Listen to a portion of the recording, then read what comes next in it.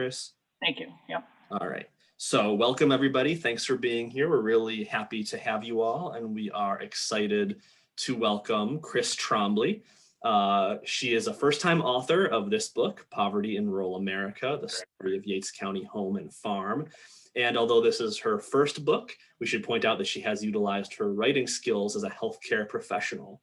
Once she retired, she moved her interests towards the history of the Finger Lakes. Many days you could find Chris reading and taking notes from old handwritten documents in the Yates County Office of History and Public Records Management. Today she lives near Rochester, New York, where she enjoys family, friends, and living by Lake Ontario and the Finger Lakes region. She's a mother of two and grandmother of two who enjoys family, gardening, and writing projects and history projects and things like this. So welcome, Chris. Thank you very much. I will turn it over to you. Thank you very much. And thank you everyone for coming. You know, I stayed away from Penn Yan because your numbers for COVID were so low, and the area that I was in, they were high, but I'm glad to be with you, at least on Zoom.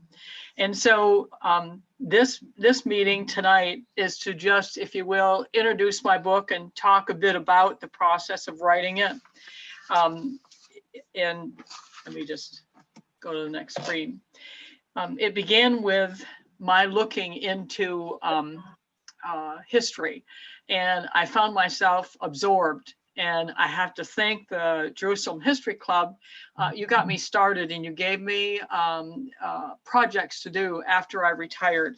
And I think I probably needed that. And so I appreciated that a lot. The other thing was that I felt surrounded by history. And part of that was the location of my home. I lived on County House Woods Road. And so by description, my house was in the woods that actually belonged to the county home when it was operational, you know, the area where my house was. And so, you know, you just turn a corner and there was something about history for you to find. My interest was healthcare and nursing as a nursing home administrator. And the other part of that was I consulted with nursing homes for about 20 years. And I consulted with many nursing homes that were really county homes. Now, they were nursing homes at the time, but they had been a county home in the beginning.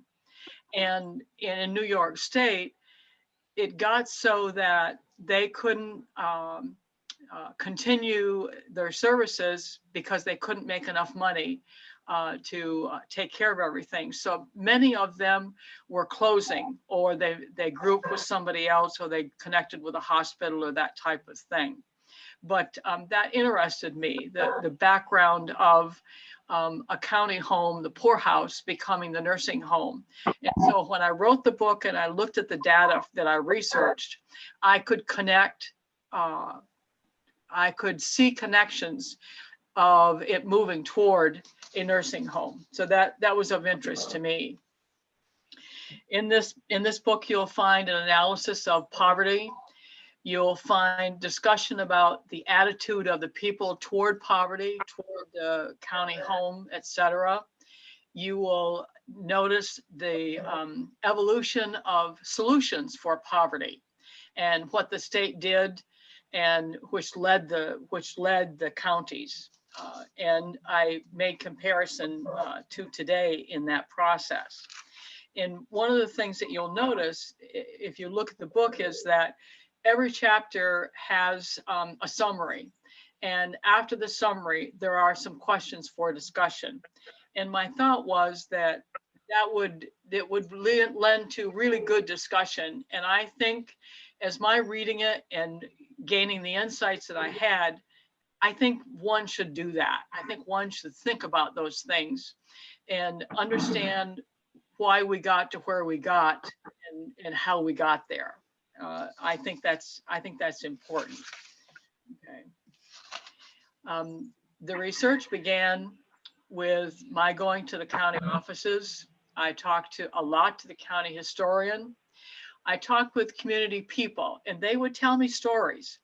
and I looked at the internet, and as you probably know, there's a tremendous wealth of information on the Willard home on the internet. And so I of course read all that and got some ideas from that. One of their locations, one of their websites was a place where I could find the survey, the inspection of the county home that was conducted about every year and a half. And I found a few inspections that I could put in the book.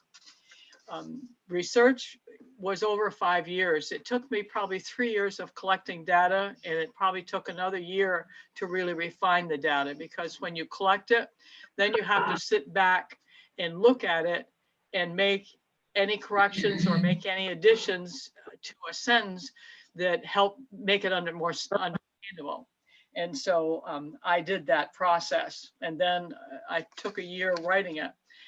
One of the things that I do when I write is I'll write for a while and I'll set it down, and I'll come back a day or two or a week later and read it and make changes, and it helps me put it together, if you will. And I did that process for a long time. And if you write anything, every time you go back to look at it, you can make a change and you can make an addition, that type of thing. So that's the process. The research part of the process, I collected information from the legislative meetings and from the financial reports. I have data on the financial reports from about the mid 1800s to the closing of the county home. I have in their budget, if you will. I have collected the data for census from 1850 to 1950. Now I say 1950. I looked at 1950 to be sure that there were no people at the county home, because it closed in 1947. But you could still see after 1947 farm reports, etc. But there were no people there, and I will call them what they were called in the book. They were called inmates, and so we can talk about that if you want, what that leads you to think. They didn't call them residents; they called them inmates. And so I have that census data, and you can look at in the compendium. You can look at that census data and find people's names. You can notice how long people lived there. They'd be in one census after another. And the federal census was every 10 years. The state census was every 5 in between. And so I have almost all the census reports from that 1850 to 1950. And you can see there was one person that was on the census of the county home for about 45 years. It's amazing, do you think? To think that somebody lived there that long. But there were other people there that lived 15 years, 20 years. Many people were on a 2 census report, so they were there at least 5 years. I also got a file from the county historian that the state provided with her, a file of copies of registrations of people being registered into the county home. And there were over 500 of those. And so I made a file for that. I made a computer file, a spreadsheet, and collected data from that. And so a lot of the data in the book is from that process. History and beliefs. There were many insights that were developed from reading from this research and from pulling it together as a book. And one of the things that I did in the very beginning was I did a table that had different columns in the table. And the table was a review of the county home and the county activities beside a review of what was happening in the world and what was happening in the state. And so that that focused on, it was a timeline to compare the county activities at the same time with something that was going on nationwide, like the wars, like the depressions. And when I looked at the depressions, there were about 10 major depressions between the beginning of the county home and when it was closed. Think about that, 10. I mean, and there were the world wars, right? And the Civil War. And you could see the census in the county home change over the period of the Civil War. And in fact, change at the time of World War I and then to World War II. So it was really quite interesting in this comparison. The county home was in New York State, followed a law that was developed by the state in 1824. It followed the philosophy of the English history of how they managed poverty.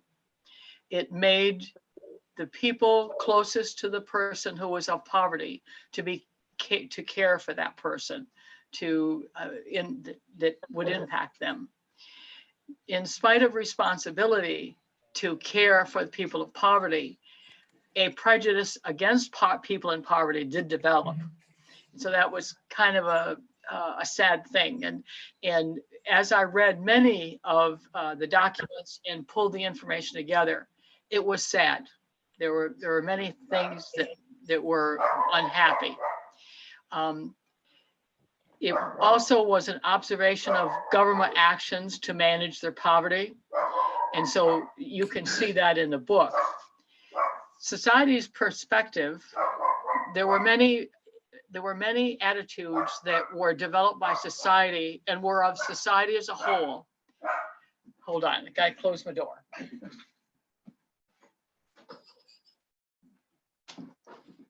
Okay.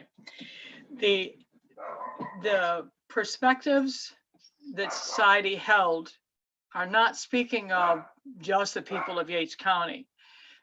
This is speaking of the state, the country, that these were attitudes that were pervasive everywhere. And there was a belief that people were worthy poor or unworthy poor.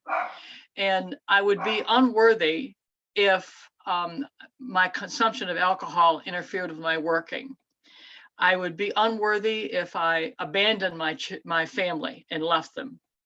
I would be unworthy if I was an unmarried mother, but I would be worthy if I was injured, say on the railroad, and was disabled.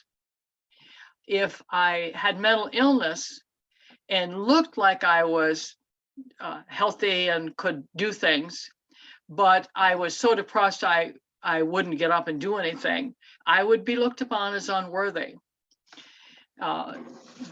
There was a view that one could educate people to not be in poverty. I could teach you that you ought to want to work, and you would work.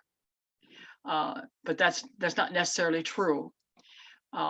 There were really strong actions against unwed mothers, and they were called, in later years, they were called to be immoral. And they were acknowledged that they had no positive view for the future. Certainly very sad. Mental health people, they were called lunatics. You were insane, you were a lunatic. And to be admitted, you had to have an examination of 2 physicians who would testify in the court that you were a lunatic, and then you were admitted to the poorhouse. And I can't see appearance of, there's an appearance of being able to work by the person who has mental health issues, but that doesn't mean they are. And that doesn't mean that they're just choosing not to. They were unable. Epilepsy was also a condition that was acknowledged. And if you notice, I'll go back. If you notice on the census reports, the report indicated if one was epileptic or not. You marked a box. If they were a lunatic, if they were an idiot, if they were deaf and dumb. So through the census report, it was almost a way of labeling people.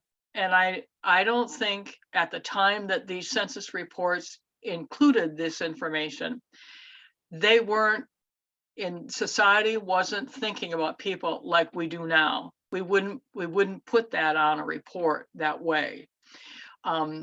But this was only the beginning of using censuses. This was only the beginning of many of these processes.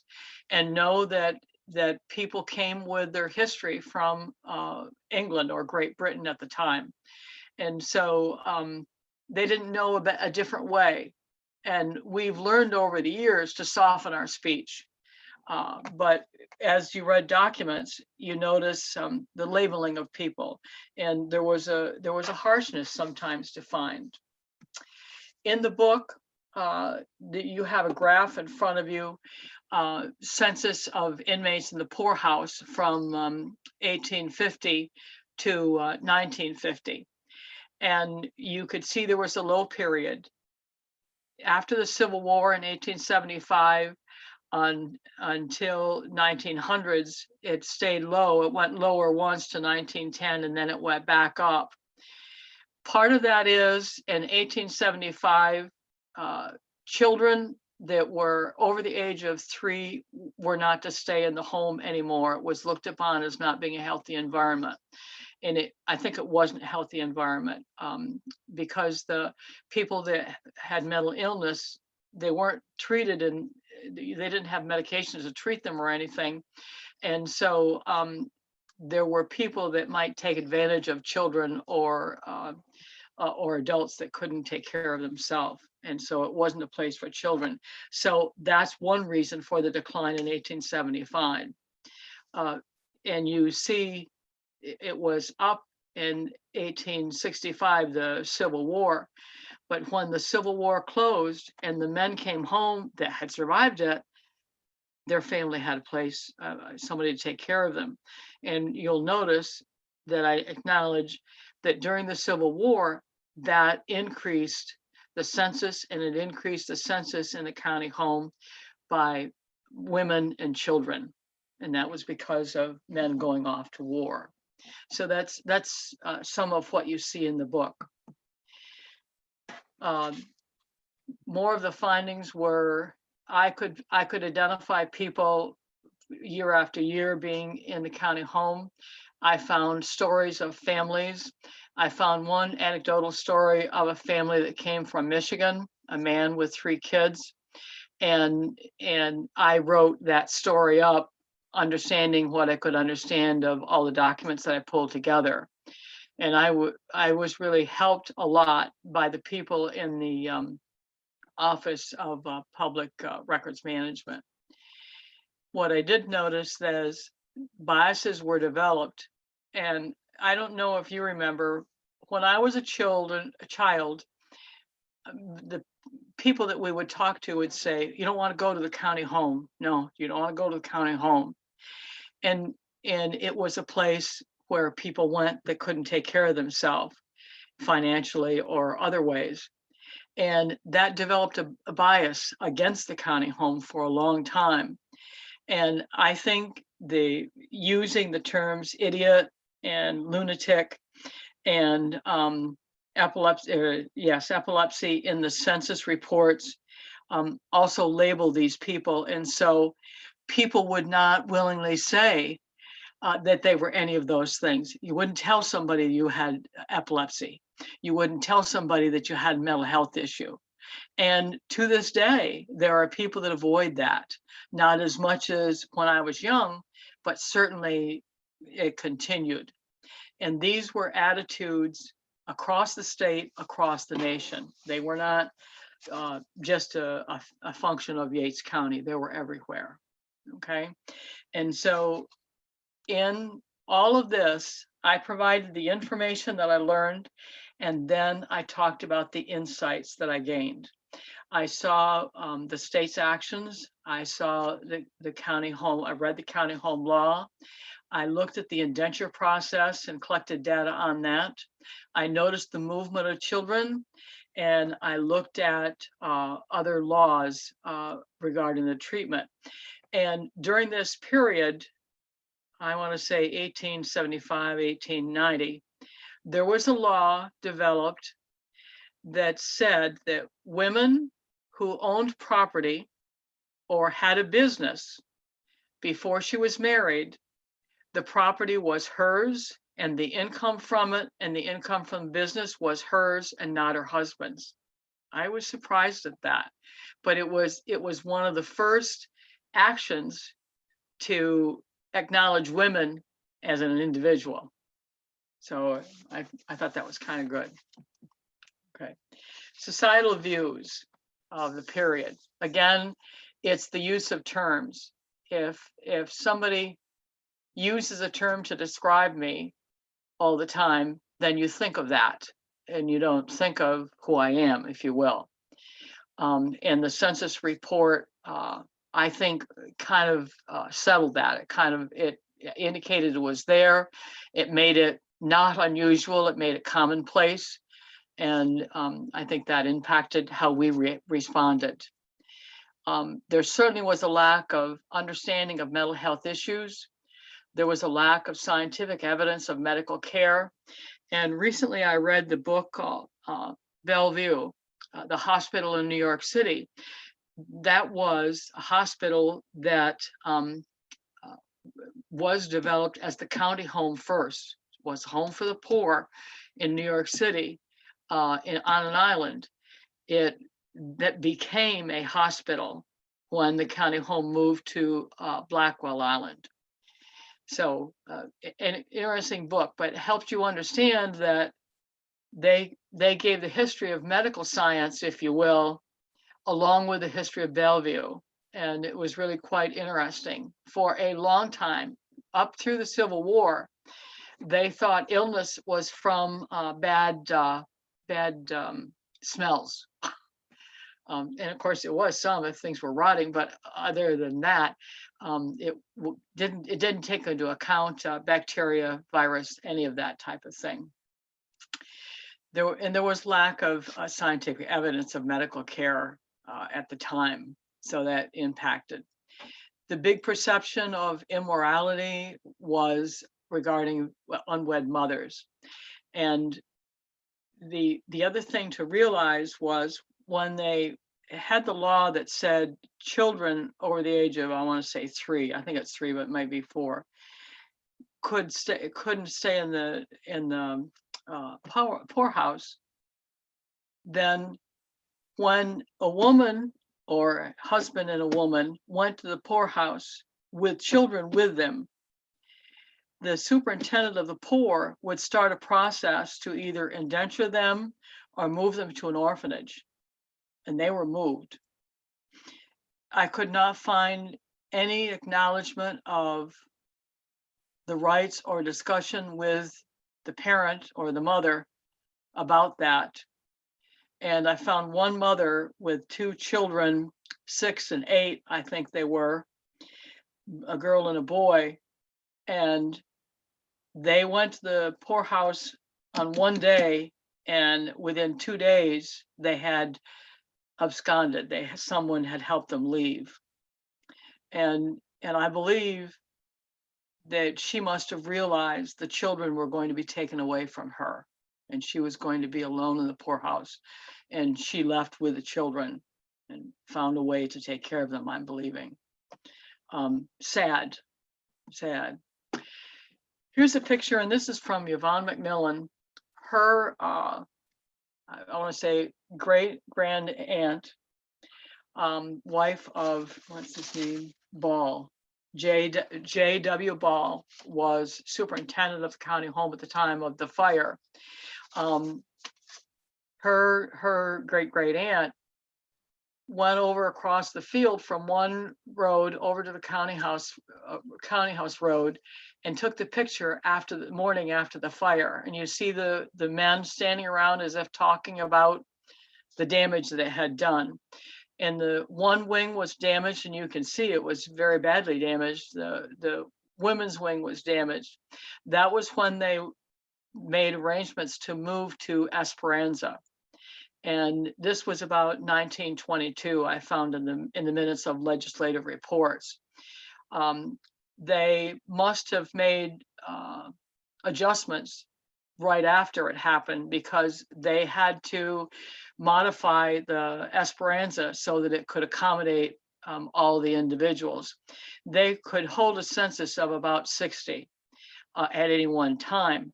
Over the year, they would have more than 60 who had come and gone, and some had stayed. So once they bought Esperanza, then they worked the farm on County House Road, as well as the farm over at Esperanza. And they produced a huge amount of product from the farm, and it was meant to be sustaining to the poorhouse for what they needed. They sold a lot of things, a lot of their produce, some of their animals that they raised, and that brought the money in to do some of the things that they needed. But in the last chapter, I talk about the cost of the poorhouse on a weekly basis and compare it to the nursing home that they do it on. They count it on an hourly basis. But it was really quite interesting to see the change in the cost as well. This is a picture at Esperanza. And this is when it was the poorhouse. You see at the tree in front of you, there is a child sitting under that tree. There's at least one child. You can't see if there's another one or not. So that was when Esperanza was the poorhouse. Now, if you want to open up your screen again, so I can see you, whoever is there, you can. I want you to be able to ask questions if you want to, and so you can unmute also. And I wanted to say to you that I would be happy if you wanted to read the book, and 6 weeks or so down the road, we have a discussion about the book. I'd be happy to accommodate that. And so let me know. The other thing is, if you want a book signed or somebody wants to buy a book, I have books, and I would make a set a date that I would be in the parking lot behind the fire hall and the police station, right? And I would sit there I'd arrive by a certain time and sit there for a while.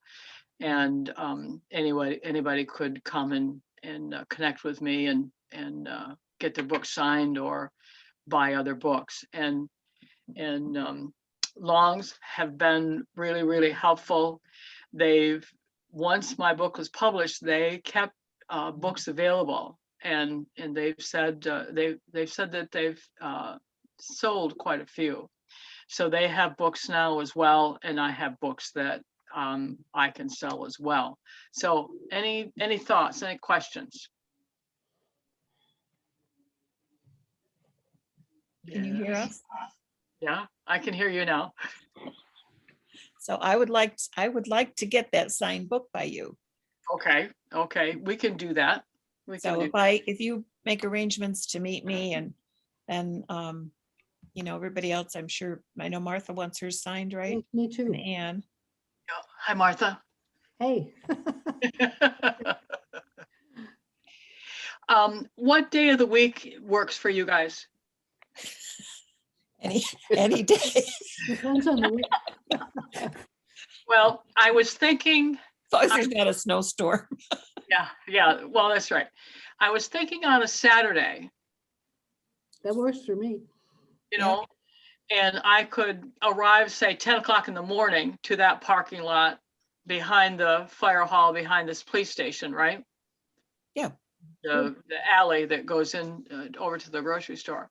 I could sit in that parking lot in my red Forester And I could stay there from 10 to 12, you know, and anybody that wanted to join me. I will bring some books with me if anybody wants to buy, and I will bring pen.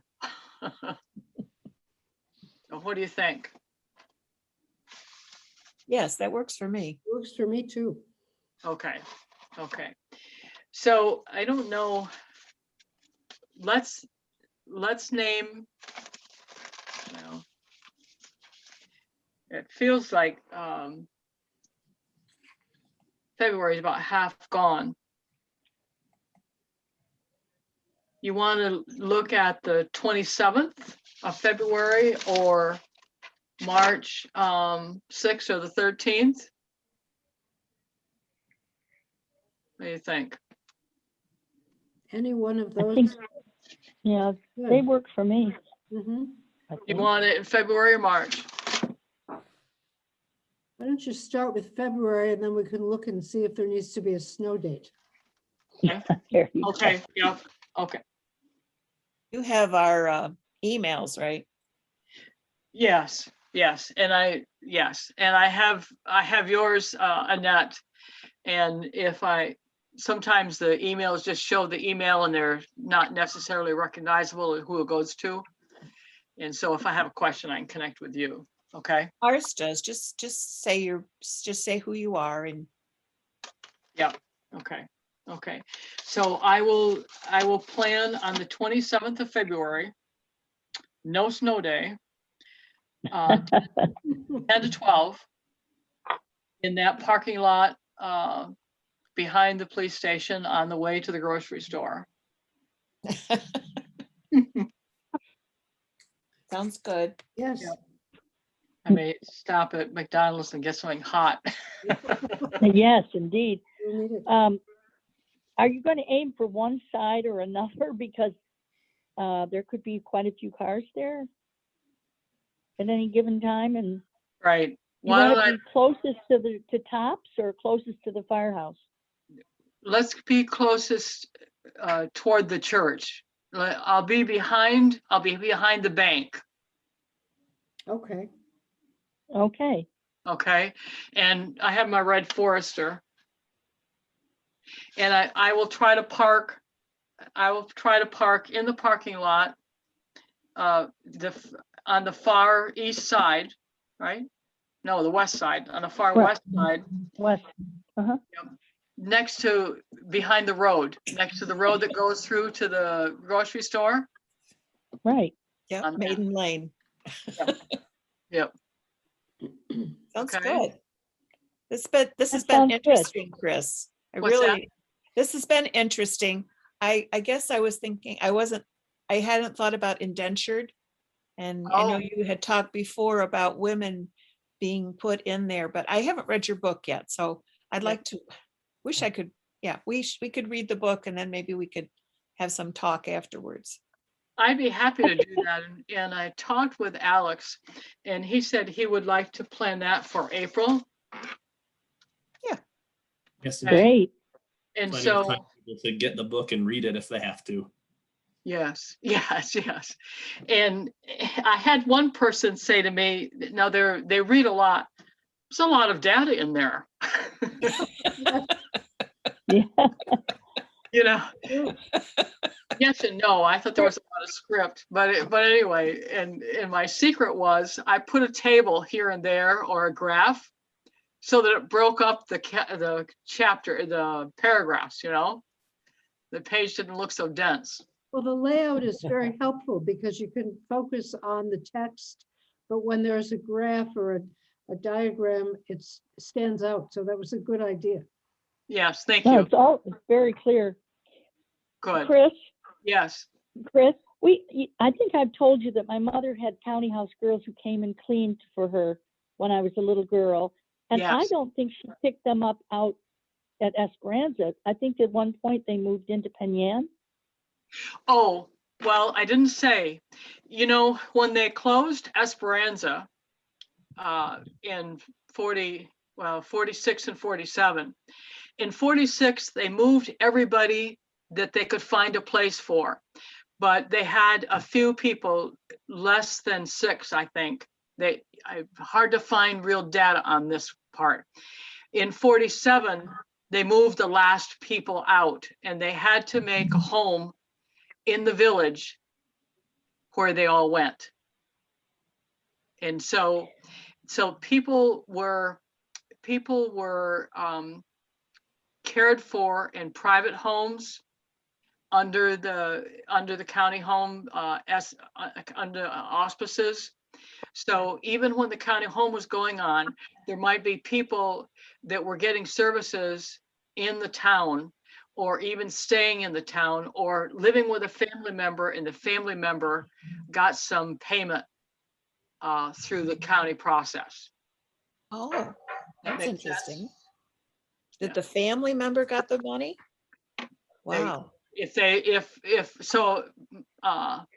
I would take an uncle in, say, okay, and so the county, I could charge the county a certain amount of money for having him be at my house weekly.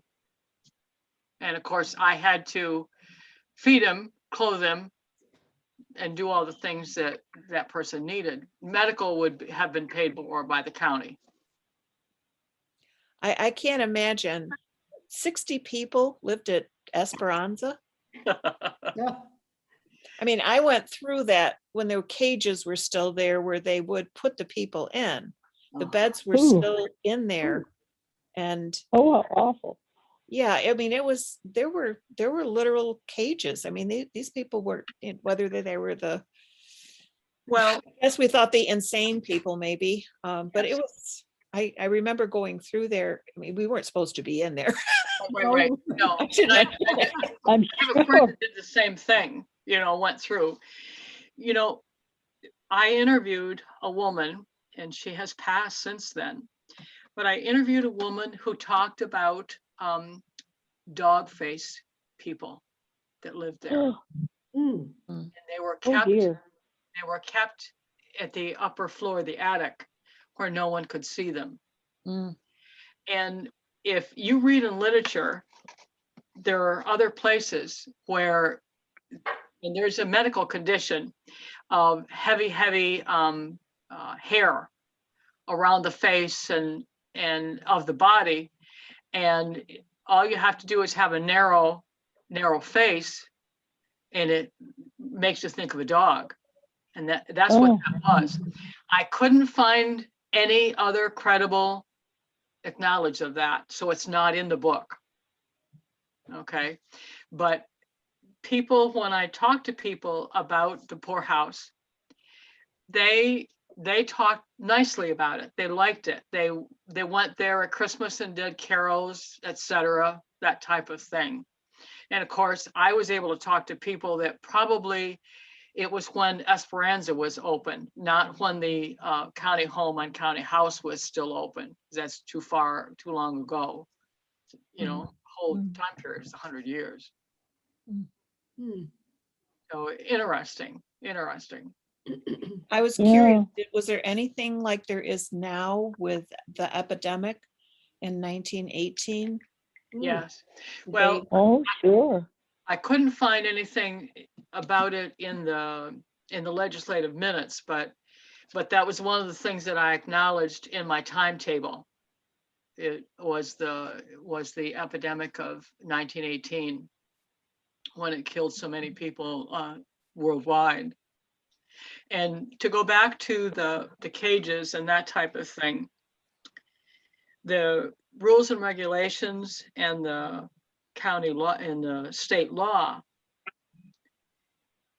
gave permission for them to use bread and water. If I was admitted into the county home by the court, that's how I got there. I went to court, and I had to be adjudicated as being poor, having poverty.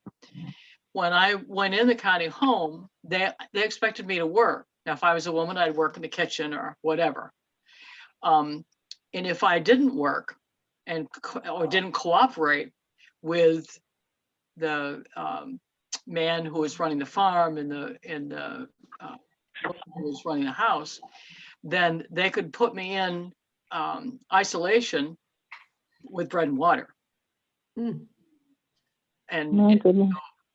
like I said, when I talked about the mental health issues, if I was depressed and I looked okay, or I wasn't thinking properly, then I didn't do what you wanted me to do.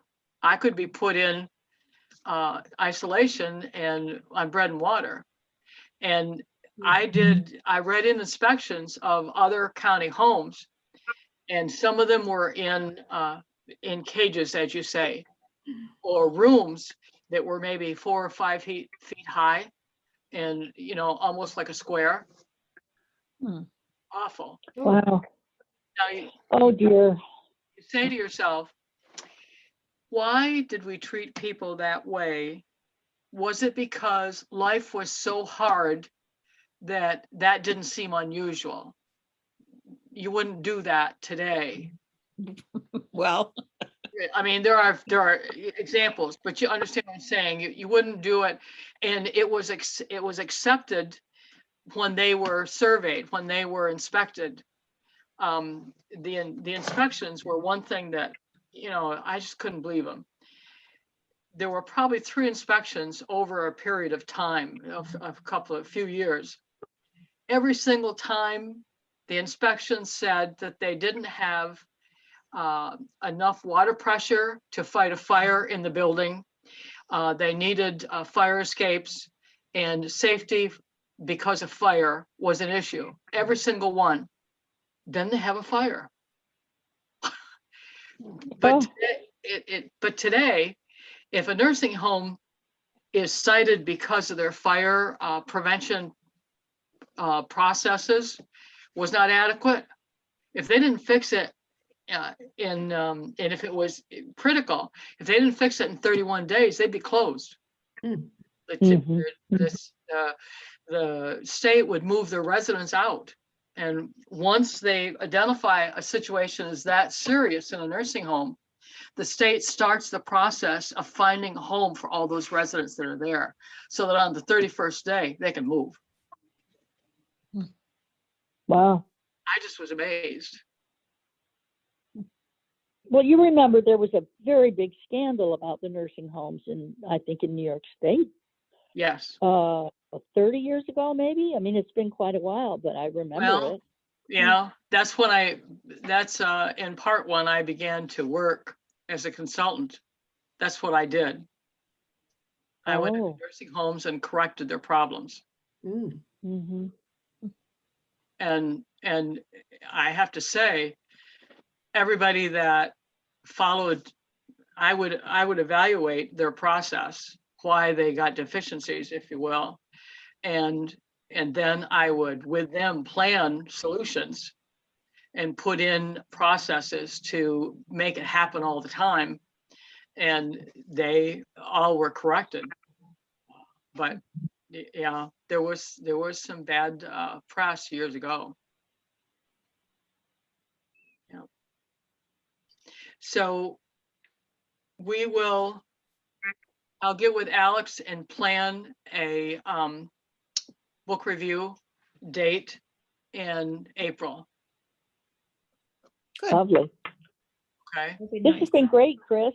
Yes, thank you. Oh, you're welcome. Thank you very much for coming. I'm glad you did.